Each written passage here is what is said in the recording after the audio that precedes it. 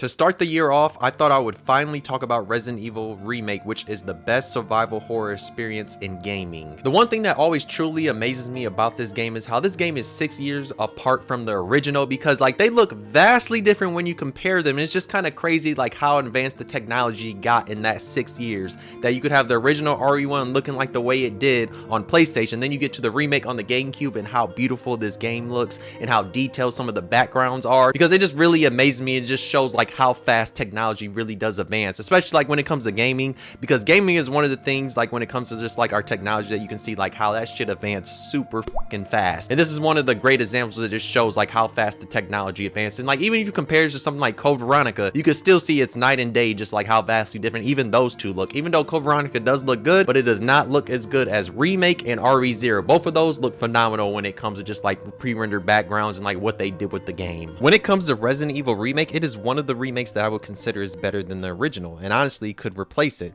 because this game adds new locations. It adds a new enemy like the Crimson Head that makes sense and adds more lore to the T-Virus. It also improves some of the enemies from the original. It adds a new storyline with Lisa Trevor. It improves boss fights and makes them better. It improves some of the story beats from the original, and of course you have the graphical update. The original game still has its charm and most definitely should be played, but RE1 Remake really is the best way to experience the Spencer Mansion and the story of Resident Evil 1. Now the one thing I really love about this game is the whole atmosphere of the Spencer Mansion, because like the survival horror aspect of in this game is one of the best I've ever seen in gaming, because it's so goddamn good. And the thing that they do amazingly with this game are the pre-rendered backgrounds and the fixed camera angles, because some of the camera angles we get in this game are so goddamn good, because there's like so many different camera angles that I really love, and like it shines throughout like the whole game, because there's so many different areas where you just walk into an area and next thing you know you have this camera that's just at a super interesting angle and you're just like, whoa, that's really cool. And that's what I really love about this game, is just like as you go into different room to room, you get all these different type of unique camera angles, and you can just tell that they really perfected it with this game. And it's really sad that we don't get fixed camera angles in the series anymore, because like there's a lot of games that I feel like, even the newer games, that like they would look really good if they had fixed camera angles, because like there's even a mod for RE2 that has fixed camera angles, and it just makes the game even better, because like fixed camera angles, yes, you know, some people, it's a thing of the quote-unquote past for some people with the tank controls and all that, but at the same time fixed camera angles still are a thing that works really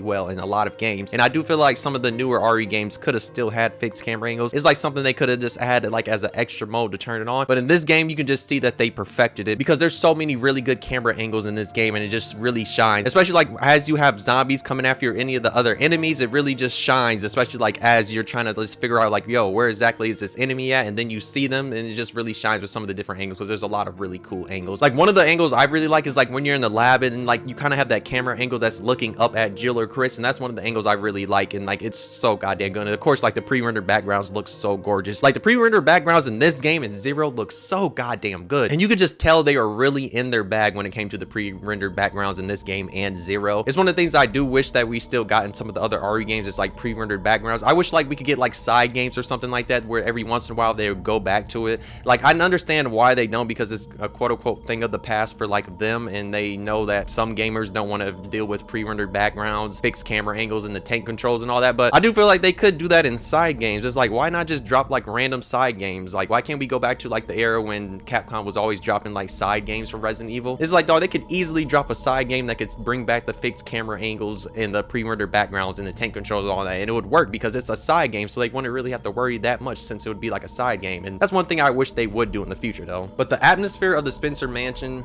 is so goddamn good, and at times it can be scary, because especially with some of the things they added in this game, like, you know, the Crimson Head, because the Crimson Heads was a really great addition to add to like RE1, because it just adds something extra to the story, because now you have these zombies that you already take down, especially like if you played the original, you know, you would take down zombies and then you go to a different room, they disappear. But in this game, if you don't burn them, they're gonna still stay there, and especially like as you leave the mansion, then you come back and you forget about them, and that's when you can have some random scares that happen. Like on my recent playthrough, one of the ones that actually got me is like a random zombie that I killed in the forest that's like close by the shed. It randomly turned into a Crimson Head, and I was like, what the fuck is this? And then I was like, oh, I didn't take care of this, because I thought I would never come back this way. And it was like, technically I wasn't supposed to go back that way, but some reason I was walking around in a loop for no goddamn reason. But yeah, you can have them random moments that can occur that can kind of scare you when it comes to the Crimson Heads, and that's one of the great things about it, especially because it adds a lot of more lore to the T-Virus, because we see in the mansion that it's a different strain, and that's why they turn into Crimson Head. But then when it comes to Raccoon City, you see they turn into Liquor, so it's just one of those cool little things that just gave us another aspect. They gave us another enemy that we can deal with that was like something we weren't really expecting. anything, especially because you fight the Crimson Head Elder, and then like you're thinking like, oh, is this the only time I'm about to fight this since it's like a mini boss? But then nope. And like you have that one Crimson Head that does pop up in the one hallway, so it's just like, yeah, it's like, dog, this is always gonna happen. Or if you just have that one random one that just pop up for you. So that's one of the great additions, was the Crimson Head, and it just adds more to the environment, because now you got to worry about like actually lighting these zombies on fire, or just blowing their heads off with a shotgun or a magnum, or just burning them with the grenade launcher. So you have like more things that you have to worry about in this game now. And one of the other things I really love about the environment, of course, is the music. The music is really good in this game, and like it's really nice just to sit there at times and just listen to the music. And especially like as you don't have like no zombies or any enemies to worry about, and you can just run through the game, you can just hear the music. And especially like when you're doing puzzles too, that's one of the other really good things, is like the puzzles are really good in this game, because one, they improved them from the original, and that's one of the things that I like. And it's nice just having that little area of calm where you're just like solving puzzles or just running around, and you don't got to worry about enemies. But also when it comes to the enemies, we do have a lot of like things we can use besides like weapons, because one, we get a whole bunch of sub weapons when it comes to Jill. Of course, you get the little daggers, and you get the like the little tasers, and then when it comes to Chris, you get like the flash grenades and stuff like that. So like there's little elements like that that does help you against enemies whenever you get grabbed. That way you're not in too much danger, but at the same time you don't want to overuse those. But then of course, like, you know, with any Resident Evil game, as you get closer to the end, you know, you have so much extra goddamn ammo and all that. You know, that's how all Resident Evil games are, which is always funny, is like at the beginning you're struggling really hard to get like ammo and all that, but it's like by the end you have so much goddamn ammo. And that's always the one thing that I think that's always interesting about the resource management when it comes to Resident Evil games. Is just like, yeah, at the start I don't have that much ammo, but it's like at the end, you know, you're gonna have so much. That's why I kind of do like RE4, that, you know, you kind of do get that new game plus experience. That way you can use all that ammo that you had stacked up at the end in like another playthrough. But you know, in other games, you know, you never really get to do that. But that's one of the things I always do enjoy about the Resident Evil games, is like at the beginning you struggle, but then by the end, like, you know, you can kill everything because you have so much goddamn ammo, and that's always one of the good things about it. But one of the things I do like in this game is that they do give you an option to basically bait a zombie into grabbing you. That way you can run past the zombies, because you know, in this game you don't need to kill everything, like at all. You don't. There's a lot of zombies that you can leave alive, or you can just shoot them one time to get past them, or you can just bait them. And that's one of the things they add, is that you can bait them, because like, you know, sometimes either they'll grab you, or you have the ones that are gonna throw up. So that's one of the cool things that I like, that you can do elements like that. That way you can get through the game faster, because that's the one thing about like after like a first playthrough, when either you're playing with Chris or Jill, it's like after that you should like really know the game after a couple playthroughs. That way you can run through the game pretty fast. That way you can unlock some of the extra weapons. Now, the one thing I really love about the story is the addition of Lisa Trevor's story, and we get to learn about the whole Trevor family, because you know, in the original we just know about George Trevor and all that, but we never knew really about his family. But in this one they add Lisa Trevor, and we get to see the tragic backstory that happened to her and her mom, and even more backstory on what exactly happened to George Trevor, because we know like how he basically was trapped down there and he got locked away, but they also took his family too. And we see that his wife was experimented on, and then like she eventually passes away. And we even get the last letter that she wrote at the end of her life, that's like basically telling her daughter that, yo, we will be together again at some point. Now, the one thing I really do like about Lisa Trevor is just like the whole lore around her. Yes, I'll say her backstory is very sad and tragic, that like a little girl that got taken away from her family and got experimented on. Instead of dying like her mom, she actually survives this, and she survives way too many different things that leads to Umbrella experimented on her, and this makes you hate Umbrella a lot. And with the addition of Lisa Trevor, it really just adds more to the RE lore that we already have, because now we have stuff about William Birkin, because we know he experimented on Lisa Trevor, and that's how he even came up with the G virus. And also we know the parasite that they put inside her, that way they eventually could take it to Nemesis. So there's like a lot of things when it comes to her where she got experiment on. And it's like, what if her and her mom and like her dad, they never just went there? You know, Umbrella never would have had like all the crazy bio weapons that they have, if you think about it, because Lisa Trevor was really needed, because they experiment on her and they learned so many different things like through experiment on her, and seeing like how she survived, and like how they could even come up with different viruses and all that. And you just see that Lisa Trevor is probably one of the most important people like actually in the series, because of like all the experiments they did on her, and how it just related to like later titles like RE2 and 3 with some of the things that happen when it comes to just like some of the different viruses. But even though her story is so goddamn sad, that they experiment on her and they experiment on her mother, and then her dad, of course, like he basically died because he got trapped in the mansion, which is like really sad. And it's just a really sad extra story that they add to the game.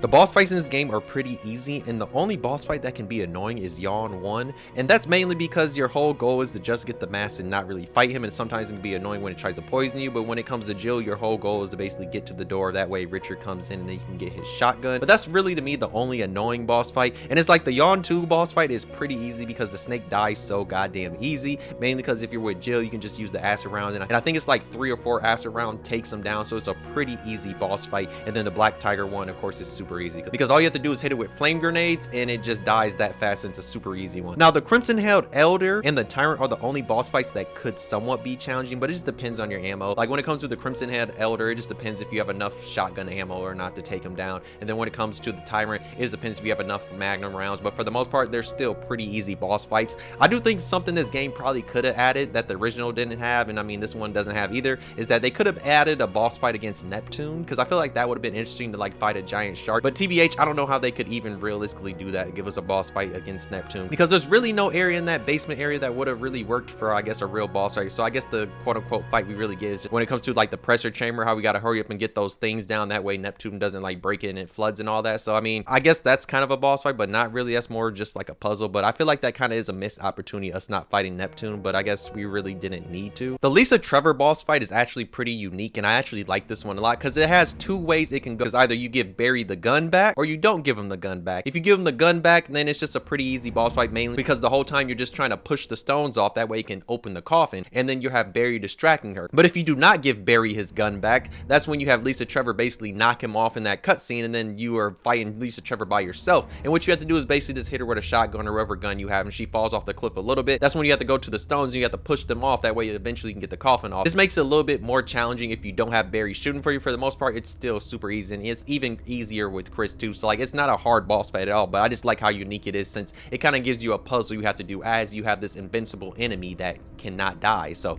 I really like that boss fight, and it's honestly my favorite in the game because it's a pretty unique one that also has a puzzle attached to it, because you have to hurry up and get them stones off before she attacks. But when it comes to playing this game, I can't lie, I always love playing with Jill more than Chris. Yes, I know Jill is easier because she gets better weapons, and then like Chris is like the harder one because, you know, one, he has less inventory slots, and of course like he doesn't get access to the lockpick because he has to use small keys. But at the same time, I just really enjoy Jill's story, mainly because I feel like hers kind of just feels like the canon type of story, mainly because you have all the interactions between her and Barry, and we know that Barry's essentially backstabbing Jill and all that because like he's working for Wesker behind the scenes and all that. So that's why I really do feel like her playthrough kind of just feels like the canon type of playthrough, where when it comes to Chris, you just have like him and Rebecca doing like all the other extra stuff, and like you really don't have like none of the main plot stories besides certain story beats where like Wesker shows up and all that. So like there's little things there, but I just feel like Jill's, the story kind of flows a little bit better because you have the whole dynamic between like Barry and Jill, and then Wesker and all that just kind of flows a little bit better. Now, one of my favorite things to do in Chris's playthrough is to always get bit by Yawn. That way I can play as Rebecca and she can play through the Spencer Mansion, and that's mainly because I love RE0, and I just always wondered like what would it be like if Rebecca actually got to play in the Spencer Mansion. And this gives you the option because you have to hurry up and go get the poison, that way you can save Chris. And that's one of the things I really like, is you just get this chance that you can play as Rebecca, and especially with this game having a connection to Resident Evil 0, it's just really cool that you can actually get that chance just to play as Rebecca for a little bit. It's not that much of time. I can't lie, I low-key wish we could play as Rebecca longer than that. I wish there was more parts where we could play as Rebecca, but it is just really cool just being able to play as Rebecca and go through the Spencer Mansion, even though it's like for a very short section, because you have to hurry up and get back to Chris because you don't want him to die. And that kind of just leads me along the lines of like where people talk about like if this game gets a remake, because you know there's always rumors about this game getting a remake, that way it can fit in with the new remake timeline. And if this game did get a remake, it honestly doesn't need a remake, because I think this game is perfect besides like a few things. And like the only issue I really have with this game is that we did not get a true ending that has Jill, Chris, Rebecca, and Barry all leaving the mansion at the same time, because we never got an ending like that. And I feel like that was a big missed opportunity in this game, which kind of doesn't make sense, especially because you know you have all the different endings that you can get in here. You can get so many different endings throughout this game. You can get an ending where either you're by yourself, or you have an ending where you have both of your supporting cast, or you have an ending where you just got one of the supporting cast. So I just feel like what they should have done with this game is like once you got every single ending you can get in this game, it should have just unlocked a mode that said quote unquote true ending, where you actually have all 4 star members survive at the same time and you get the cutscene at the end. That's the only thing I could see, like if it did get a remake, is that they can give us that ending where you could finally get that quote unquote canon ending, where that you have all 4 star members in the chopper at the same time, instead of like one where we're always just missing a member. So that's the only thing I could see if this actually did get a remake. And also like one of the other elements I guess they could do and improve on is when it comes to Rebecca, is that you don't have Rebecca scared of hunters and shit like that, when it's like realistically she should not be scared of hunters, because you know what happens in RE0, especially because it's just like it never really made sense to me like why in this game Rebecca was still scared, when it's like you go and play RE0 and you know like all the shit that she goes through. So that's the only thing I could see them improving if they did make a remake, is maybe improving on Rebecca. And that's like kind of the only thing I could see them, is just like not making her be scared, because we already know all the shit she went through in 0. And it's like, if we're being honest, she honestly faced way more scarier shit in her playthrough than what Jill and all of them faced, because one, she had to fight an annoying ass giant bat and a whole bunch of other annoying ass animals, and of course you have the eliminators. It's like, dog, the eliminators and the giant bat alone, she should not be scared of no shit in there, and she already has fought hunters too. So it's just like, I don't know why exactly they still thought it was okay just to have never be scared. So like if this did get a remake, that's one of the things I could see them hopefully improving on, is just Rebecca, because the rest of the game really doesn't need no improvements at all, because I don't see what a remake could really improve besides giving us a canon ending where all 4 star members survive, and then also having Rebecca be the same Rebecca that's from RE0, where she's not scared of shit, because realistically she should not be scared with shit, because she's dealt with shit that in my opinion was